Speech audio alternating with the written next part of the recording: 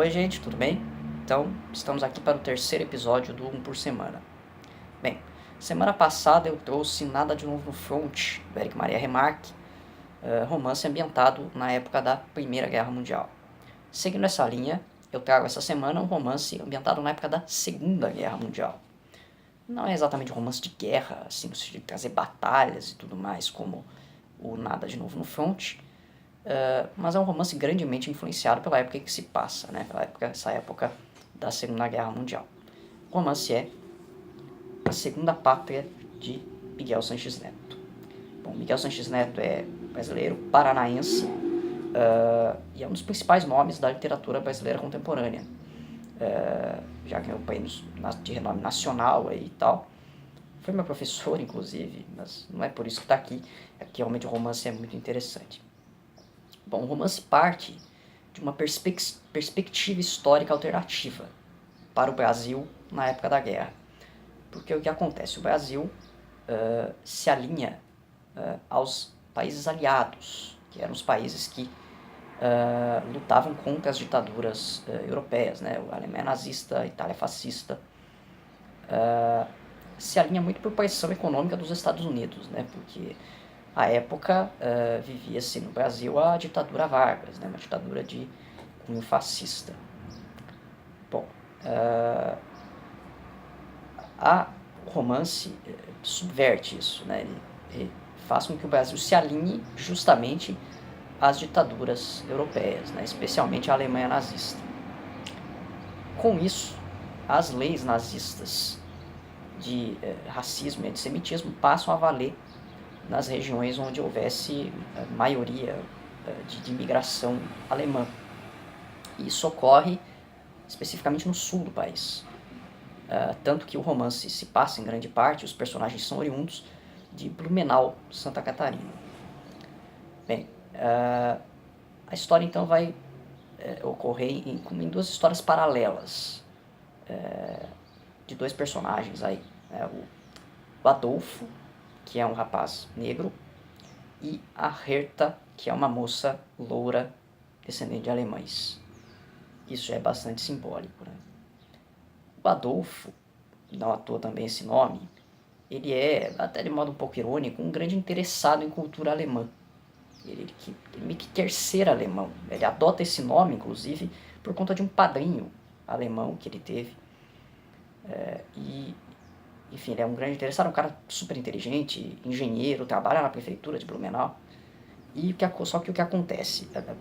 Com a aplicação das leis nazistas no Sul, ele passa a sofrer as consequências dessas leis, né? Ele perde emprego, perde a casa, perde a vasta biblioteca que ele tinha, cheia de autores alemães, que é usurpada pelos nazistas, e perde também o filho. Ele tinha um filho de 1 ano que é mestiço, e um mestiço é tudo aquilo que os nazistas mais odeiam, né, por ser a união de raças. Então já tem um aspecto aqui bem simbólico nesse menino mestiço. Ele consegue entregar o filho aos pais, e os pais dele conseguem então fugir para o Rio de Janeiro, onde as leis não se aplicam.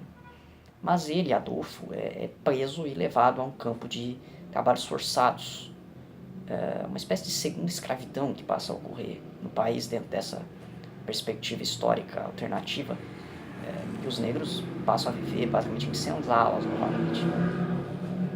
Bem, enquanto isso corre a história da Herta, essa moça loura, alemã, ariana, que é sexualmente precoce, que passa a trabalhar com uma espécie de prostituta de luxo. Sendo essa ariana, essa mulher bonita e perfeita para os alemães, ela é escolhida para um trabalho especial. E esse é um momento muito interessante da narrativa, porque é tudo num tom muito de mistério, assim. A única coisa que se sabe é que ela vai dormir com um figurão, né, um grande cara lá da política, só que nem ela, nem nós, leitores, sabemos com quem, né? Então ela passa por uma espécie de quarentena no motel, fica lá sem sexo, depois é levada no meio da noite para um lugar que ela desconhece, e aí ela atravessa um túnel, e aí vai parar numa saleta onde ela é examinada intimamente. Até que, enfim, ela entra em um quarto e aí descobre que o figurão, né, esse cara com que ela vai dormir, é nada mais nada menos que o próprio Adolf Hitler. E esse é um momento muito interessante quando Hitler aparece e tal, né? Hitler que está no país para selar o acordo, né, com o Vargas em relação ao alinhamento do país, né, com a Alemanha. Bem, a Hertha passa a noite com Hitler e depois dessa experiência, mas até um pouquinho antes, ela chega aí na adolescência para a Alemanha, vê discursos nazistas lá, mas não se interessa muito por isso. Mas principalmente depois dessa experiência, ela passa a ter nojo, assim, nojo não só do homem Hitler, como da teoria nazista como um todo, assim. Ela e o tio, que ela morava com um tio em Blumenau, e quando ela volta, ela e o tio passam a meio que ser perseguidos também por não estarem de acordo, por não serem entusiastas desse racismo, dessas teorias nazistas. Bem, ela vai se envolver então com um homem, que a gente não sabe exatamente quem é naquele momento, e vai engravidar. E aí vai entregar esse filho para o pai. Né? E aqui que há um ponto de encontro das histórias. Né? Isso não fica claro nesse momento da narrativa, só vai ficar claro lá no final, de que, na verdade, essas histórias paralelas não são tão paralelas assim. Né? Na verdade, estão unidas desde o princípio por esse filho, que é o filho do Adolfo. Né? Esse mestiço, então, filho então, de um negro e de uma ariana. Né? Isso, como eu falei, é bastante simbólico, esse menino. Assim, né? Enfim, como eu disse, só vai ficar realmente claro lá no final, mas já fica meio que subentendido aqui. O que acontece? O Adolfo, que nesse momento já não é mais Adolfo, isso é bem interessante. Ele é Trajano, que é o nome brasileiro dele. Né? Como eu disse, ele adota o nome Adolfo por conta do padrinho alemão. Mas aí ele se despe lá na fazenda de trabalhos forçados, ele se despe dessa coisa toda alemã que ele tinha e passa a ser apenas o Trajano. Bom, o Adolfo, o Trajano, então, consegue fugir da fazenda. Ele e os outros negros conseguem armar uma fuga que dá certo. E enquanto isso, a Hertha é sequestrada pelo mesmo grupo de homens que a levaram para se encontrar lá sexualmente com Hitler. Por que ela é sequestrada? Porque eles sabem que ela teve um filho, que entregou esse filho, e passam a crer que esse filho pode ser o filho de Hitler. O que não ocorre, né? Não é exatamente isso, mas eles passam a crer nisso. E a sequestram para ver se ela admite isso e falam onde está essa criança. Ela também consegue fugir, mas aí meio a um bombardeio, porque dentro da perspectiva histórica alternativa aqui, o Brasil acaba entrando em guerra civil por conta desse alinhamento com a Alemanha nazista. E aí, em meio a um bombardeio, logo no início dessa guerra civil, ela consegue também fugir. Aí os dois em fuga, né? Lá no fim as histórias vão se unir de uma forma bastante trágica e vão se unir definitivamente.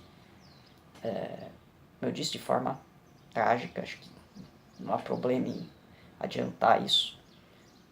Mas é bem interessante o desfecho, assim, bastante simbólico também. Por que simbólico? Porque o livro é todo trabalhado nessa simbologia, né? Quer dizer, se você pensar de um negro, uma ariana e tudo mais. E é um livro que traz muitos questionamentos, muitas coisas para o Brasil atual, assim. A começar pela própria perspectiva alternativa, né, de o Brasil se alinhar à Alemanha nazista. Isso talvez não fosse tão impossível na época, não. Como eu disse, vivíamos a ditadura Vargas, a ditadura de cunho fascista, né?